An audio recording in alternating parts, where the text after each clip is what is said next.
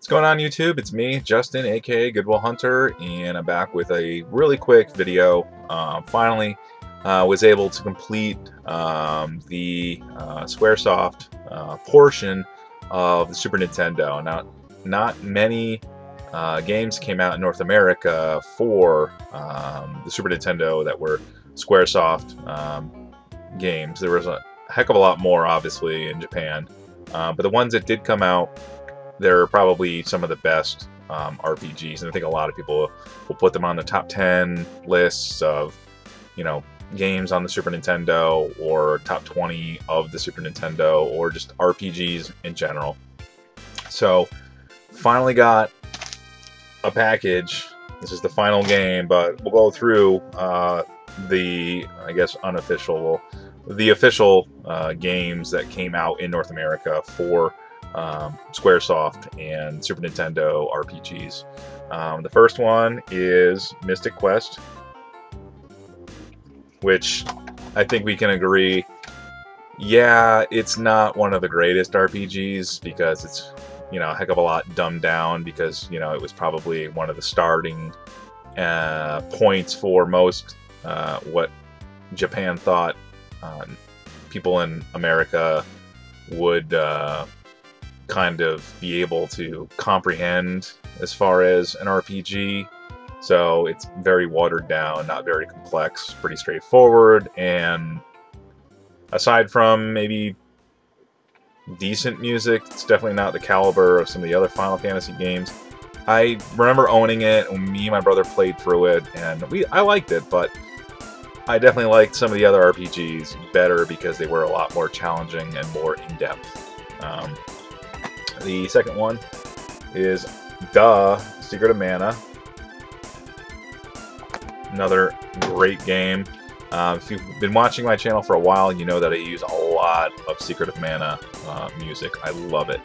I can just play a track like the Color of the Autumn Sky, or Flight into the Unknown, and it just triggers like this nostalgia in my head. But what could be, how could this not be good? It's Super Mario, and it's a freaking RPG, and it's made by Square. It's golden. Like, this is amazing.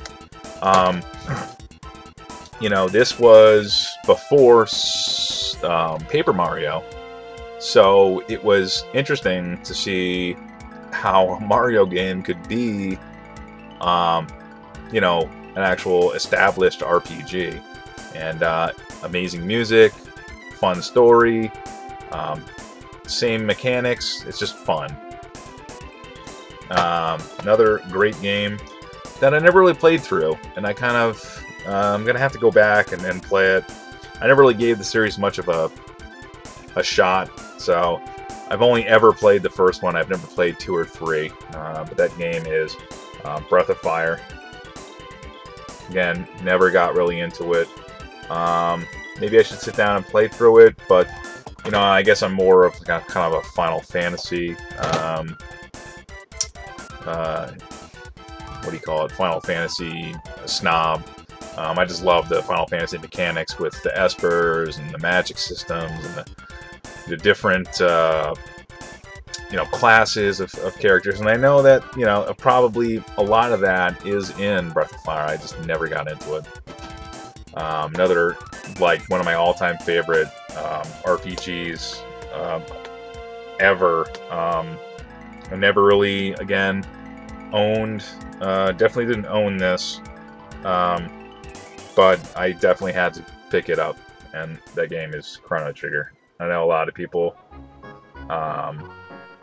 say great things about this game, and it's true.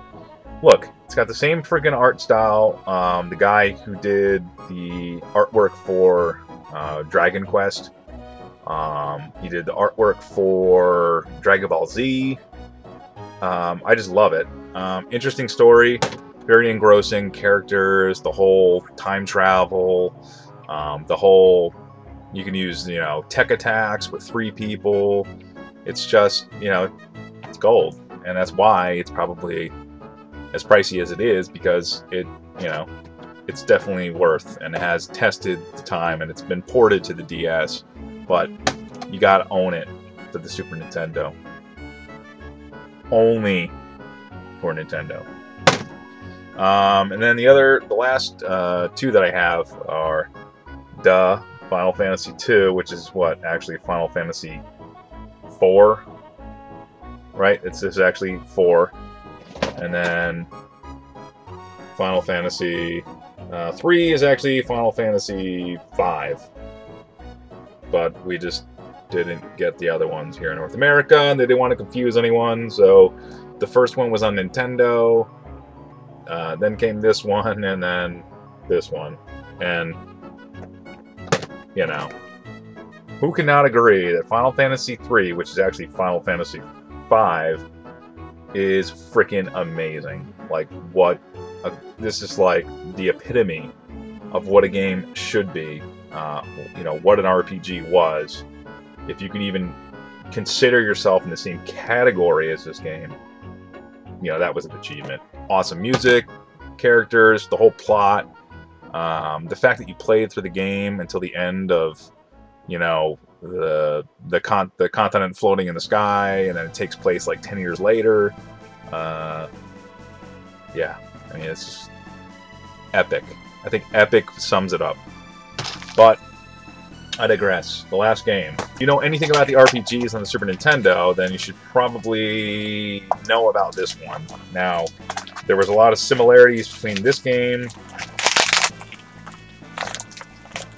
and the game that it was kind of derived from. And a lot of people consider it just a, I don't know,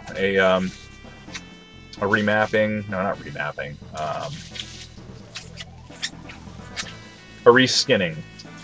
Yeah, a lot of people consider this game just a reskin of Secret of Mana, which there are a lot of similarities. If you ever are curious, just, I'm sure there's a video out there or a guide, but Secret of Evermore, I mean, you can see in its name,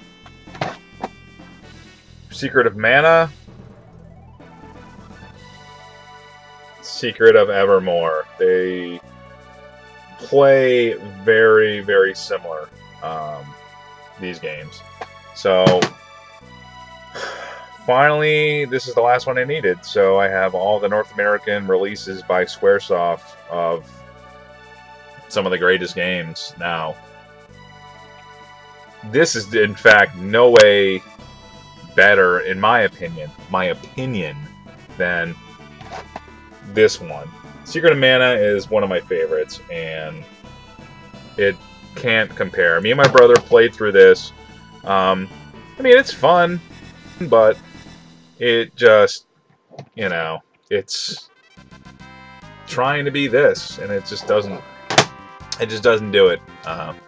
But anyways, yeah, I just want to make a really quick video. I guess it's kind of a milestone, I don't know.